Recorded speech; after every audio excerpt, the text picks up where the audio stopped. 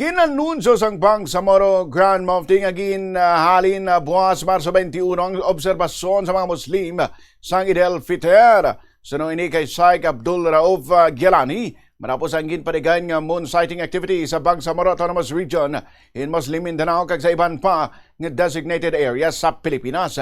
Importante nga makita ng moon crescent agud nga matumod kung sa nawag sugod ang bagong nga bulan para sa mga Muslim. Butsilingon sini magapuasa sa isa pa kadlaw ang mga Pilipino nga Muslim agud nga makompleto ang 30 kadlaw nga Ramadan antes maselebrar ang Eid al-Fitr buwas Marso 21.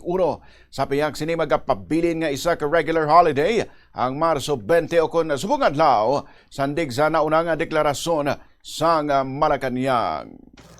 By the authority based in May, as Bangsamoro, the Bangsamoro Mufti, I, Abdul Rauf Gilani, hereby announce that the crescent moon was not sighted today.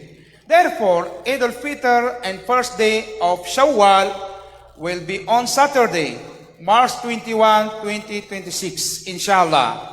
Advance Eid al-Fitr al-Mubarak to all of us, and may Allah give us good health and productive life ahead of us. We pray that lesson of the Ramadan serve as our beacon until the next Ramadan, inshallah subhanahu wa ta'ala.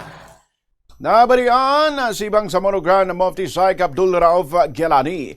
Ang Eid al-Fitr mao unang adlaw sang Shawwal nga mong ikapulo nga bulan sa Islamic calendar nga ginatawag nga Hijri. Ining nagamarka sang pagtapos sa isa ka bulan nga pagpuasa sa mga Muslim kadungan sang Ramadan. Sa kada Eid al-Fitr, tradisyonal nga nagaselebrar ang mga Muslim sa 3 kadlaw nga nagaumpisa bagi sa pagpangamuyo sa mga moske sa kagahon, nagatipo ng mga pamilya kag magabiyan, nagasaluhay kag nagabayluhanay sang regalo.